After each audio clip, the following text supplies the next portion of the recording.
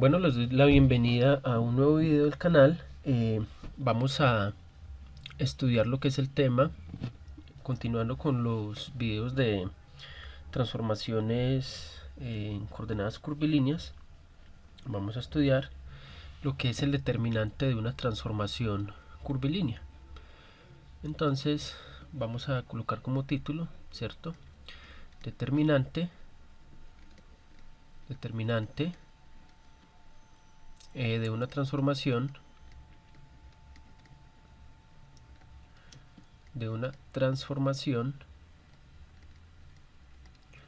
curvilínea.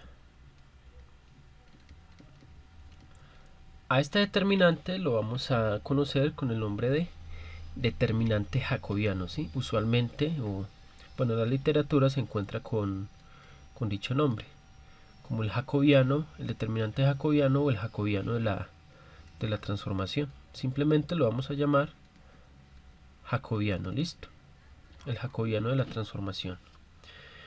Bueno, pero ¿de dónde la motivación de este determinante? ¿De dónde surge este determinante? Bien, en el video en el que tratábamos el tema de longitud de arco y elemento de volumen, nosotros llegamos a una expresión para un elemento de volumen en coordenadas curvilíneas.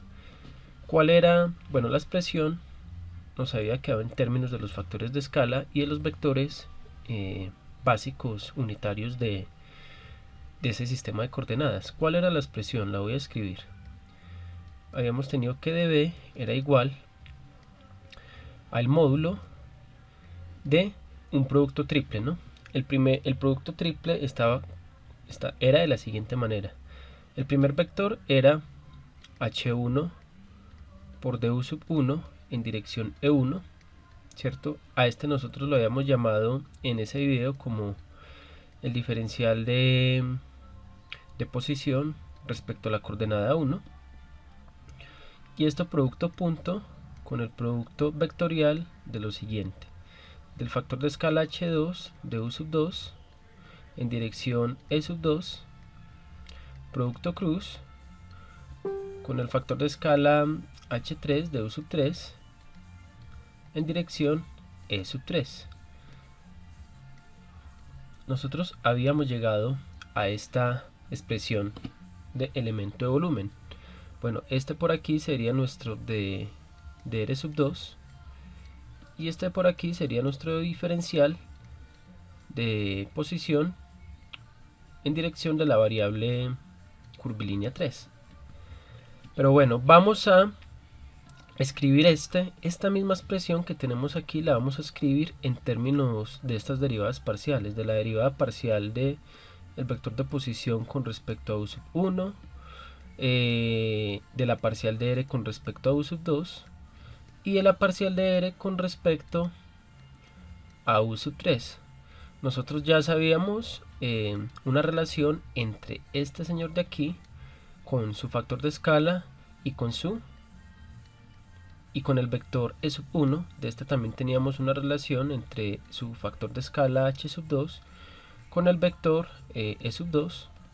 Y este sería, ¿cuál era la relación de este con su factor de escala? El producto de h3 por e sub 3. Mejor dicho, habíamos llegado a que esta derivada con respecto a u sub 1 era el producto de su factor de escala por e sub 1. Este de aquí sería, la derivada parcial de r con respecto a u sub 2 también iba a ser igual a su factor de escala h2 por e sub 2. Y finalmente en este término de aquí tendríamos la derivada parcial del vector de posición r con respecto a u sub 3 sería igual al factor de escala h sub 3 por e sub 3. Bien, vamos a tener en cuenta estas relaciones y vamos a sustituir esto en la expresión para dB. Listo. Fíjense que aquí tenemos h1 por e1.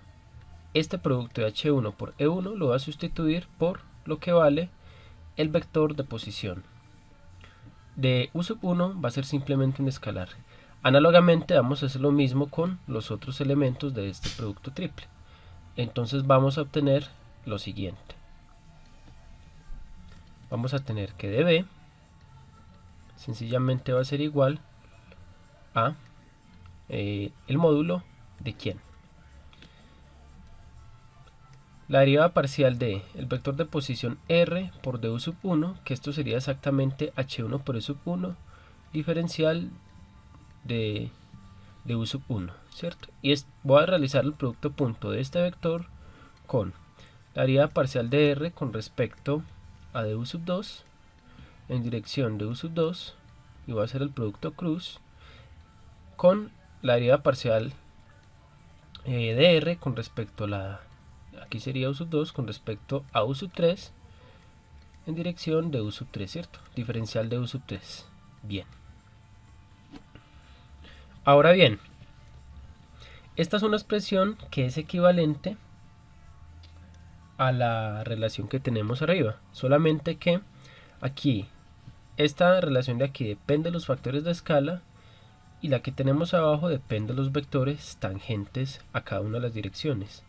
El primer vector tangente a la dirección u sub 1, el otro tangente a la dirección u sub 2 y el tercer vector tangente a la dirección u sub 3. Nuevamente, por propiedades del producto punto y el producto vectorial, nosotros podemos extraer este elemento y este elemento de ese determinante, perdón, de ese producto triple, y vamos a tener lo siguiente. Esto va a ser igual al valor absoluto de la derivada parcial de r con respecto a u sub 1 de u sub 1 producto punto, sería producto punto la derivada parcial de r con respecto a de u sub 2 cruz derivada parcial de r con respecto a u sub 3. Muy bien, cierro la barra de valor absoluto y por fuera voy a sacar los diferenciales de u sub 1, de u sub 2 y de u sub 3.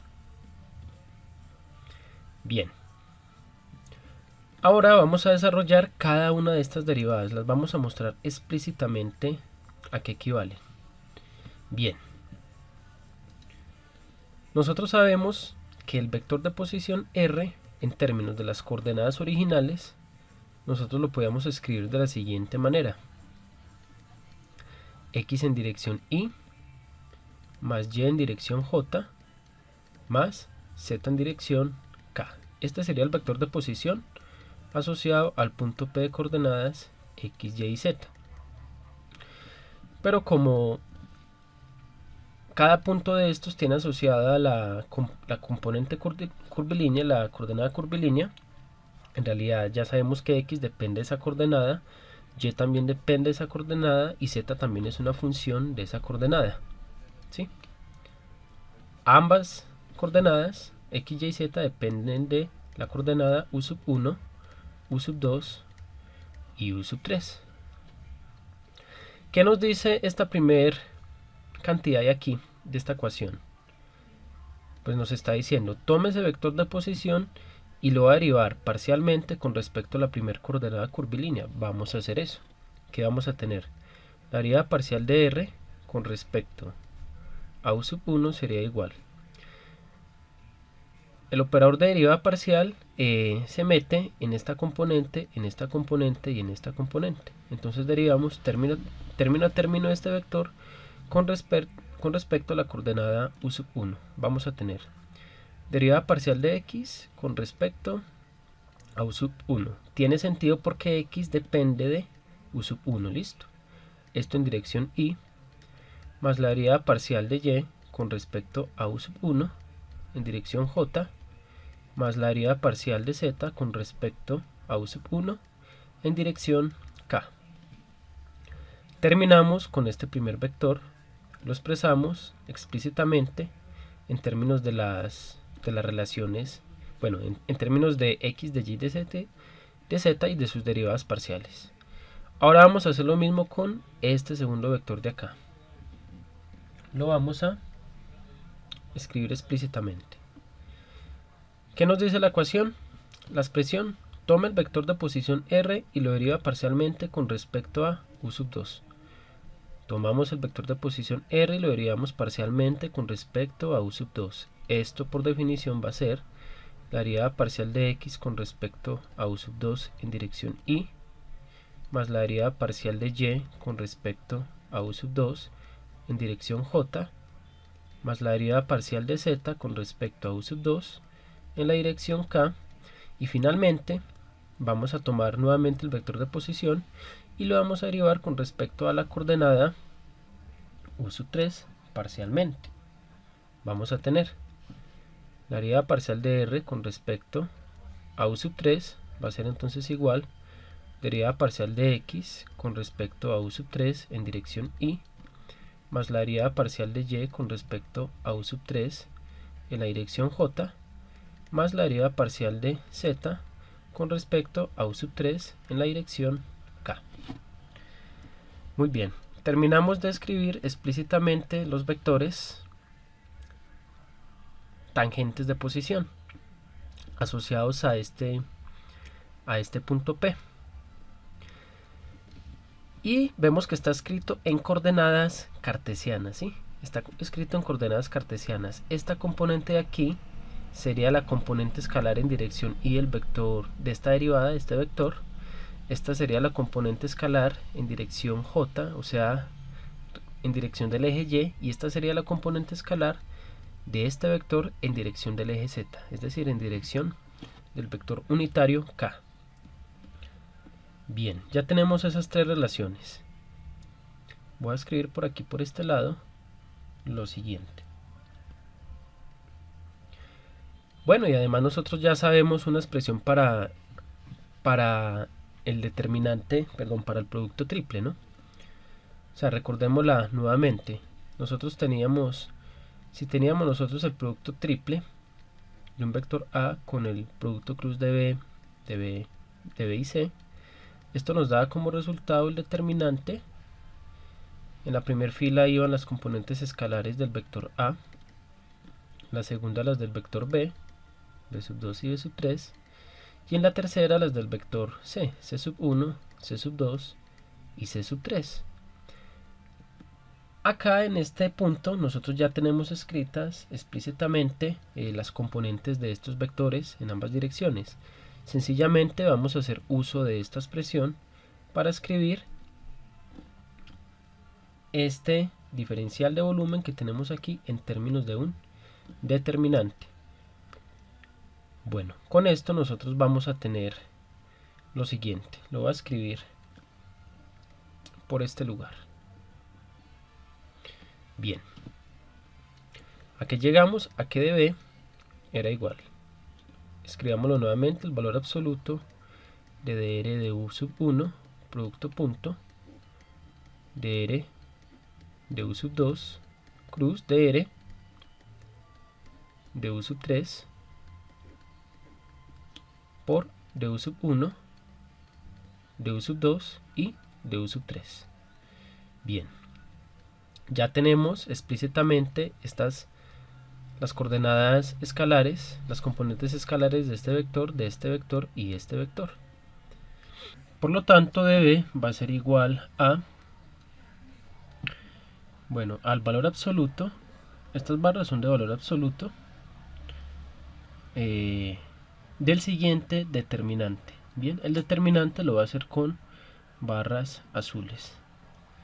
Bien, en la primera fila de este determinante van a ir las derivadas parciales con respecto a u sub 1 de las componentes x, y, z de este vector, lo que calculamos previamente. Entonces tendríamos de x con respecto a du sub 1, aquí tendríamos de y con respecto a u sub 2 y la derivada parcial de z con respecto, perdón, aquí a u sub 1 y la derivada acá parcial de z con respecto a u sub 1. Bien, ahí terminaríamos con la primera fila. En la segunda fila irían las derivadas parciales nuevamente del vector con respecto a u sub 2. Vamos a tener derivada parcial de x con respecto a u sub 2, derivada parcial de y con respecto a u sub 2 y la derivada parcial de z con respecto a u sub 2. Y finalmente en la última fila terminamos con las derivadas parciales, pero con respecto a u sub 3. El vector de posición tendríamos la derivada parcial de x con respecto a u sub 3. Aquí la derivada parcial de x con respecto, perdón, de y con respecto a u sub 3. Y por este lado la derivada parcial de z con respecto a u sub 3. Cierro barra de determinante y cierro barra de valor absoluto. Y esto que multiplica a los diferenciales de u sub 1, de u sub 2 y de u sub 3. Y bien, hemos obtenido el determinante que deseábamos. Este determinante que voy a subrayar acá de color amarillo recibe el nombre de determinante jacobiano de la transformación.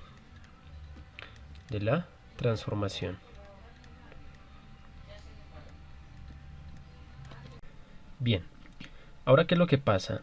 Este determinante que tenemos acá no está en su forma estándar, es decir, en la literatura no lo vamos a encontrar de esta manera. Para colocarlo en su forma estándar vamos a utilizar una propiedad de los determinantes. La propiedad es la siguiente. El determinante de una matriz A arbitraria, bueno, cuadrada, es igual al determinante de su matriz transpuesta. Es decir, lo que vamos a hacer aquí, vamos a considerar a la matriz cuyas componentes son exactamente estas de aquí y vamos a considerar su matriz transpuesta por un lado. Bueno, por notación voy a escribir derivada con respecto a x, perdón, derivada parcial de x con respecto a u sub 1, la voy a escribir de esta manera. X sub u sub 1. Esto me va a denotar la derivada parcial de la variable x con respecto al vector u sub 1. Y análogamente lo voy a hacer con las otras demás variables. Esto por cuestiones de escritura rápida. Bueno, utilizando esta propiedad de las matrices de los determinantes, vamos a transponer esta matriz. Es decir, vamos a convertir filas en columnas y columnas en filas. ¿Cómo nos quedaría la matriz transpuesta? Bueno, vamos a escribir aquí la fórmula. dB va a ser igual al módulo de la matriz, el determinante de esta matriz, pero transpuesto. Listo. Bueno, ¿qué nos quedaría? Vamos a comenzar con esta columna, la vamos a convertir en fila. Entonces la primer componente nos quedaría x sub u sub 1, que va a ser la derivada parcial de x con respecto a u sub 1. Acá en la segunda componente nos va a quedar derivada parcial de x con respecto a u sub 2, y en la tercera componente la derivada parcial de x con respecto a u sub 3. Bien, esta columna se convirtió en esta fila. Ahora vamos a convertir esta columna en la siguiente fila. Nos va a quedar derivada parcial de y con respecto a u sub 1, y con respecto a u sub 2 y y con respecto a u sub 3. Y finalmente convertimos esta columna en la última fila. Nos va a quedar z con respecto a u sub 1, z con respecto a u sub 2 y z con respecto a u sub 3. Este sería nuestro determinante jacobiano, pero recordemos que esto va encerrado en valor absoluto. Listo, en módulo. Bueno, y esto que multiplica a nuestro du sub 1, du sub 2 y du sub 3. Y esto lo podemos escribir de manera más compacta de la siguiente manera. Esto va a ser igual a el valor absoluto, y toda esta matriz usualmente uno la encuentra escrita en la literatura de esta manera. La derivada parcial, bueno, esto no va a significar derivada parcial, sino que simplemente notación. Aquí las variables originales son x, y y z, y las variables de la transformación serían u sub 1, u sub 2 y u sub 3. Abajo escribimos parcial u sub 1, u sub 2 y u sub 3. Muy bien, esto está en módulo. Este señor de aquí, que he escrito por dentro de las barras de valor absoluto, hace referencia a este determinante que tenemos aquí en este lugar, y este recibe el nombre de jacobiano de la transformación. Este sí es el determinante estándar que uno encuentra en la literatura, y lo llamamos determinante jacobiano de la transformación. Bien, y esto que multiplica d sub 1, d sub 2, du sub 2 y du sub 3. Y bien,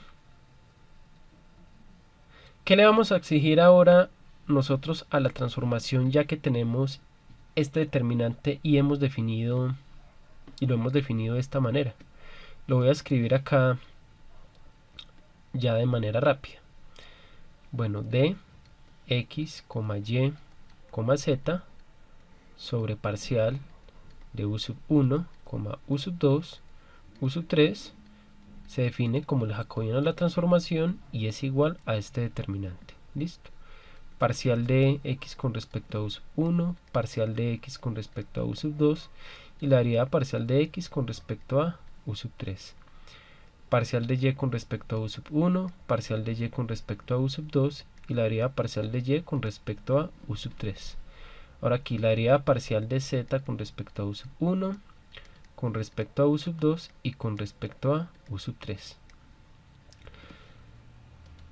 Notemos que este determinante le vamos a exigir, bueno, esto lo voy a llamar j, aún más compacto, j de jacobiano, y a este determinante le vamos a exigir que sea distinto de 0. A este jacobiano evaluado en un punto sea distinto de 0. ¿Qué pasa si este jacobiano es igual a 0? Pues bueno, cuando nosotros construimos en videos anteriores un paralelepípedo formado por los vectores de sub r sub 1, de sub r sub 2 y de sub r sub 3, cuando construimos el paralelepípedo formado por estos vectores, a partir de ahí deducíamos que el volumen de este paralelepípedo coincidía con este determinante, y este determinante lo estamos llamando el jacobiano de la transformación. Luego, si ese jacobiano es igual a 0, esto nos va a indicar que no existe ningún elemento de volumen, y pues la idea de estas transformaciones es que existan elementos de volumen. Si no existen, pues no tendría sentido considerar transformaciones de este tipo. Por tanto, vamos a exigir que este jacobiano sea distinto de 0. Y bien, hemos llegado así a la representación matricial del jacobiano de una transformación, y en videos posteriores vamos a aprender explícitamente a calcular jacobianos, bien sea el jacobiano de la transformación cilíndrica o el jacobiano de la transformación esférica. Bueno, muy bien, hasta aquí entonces este video.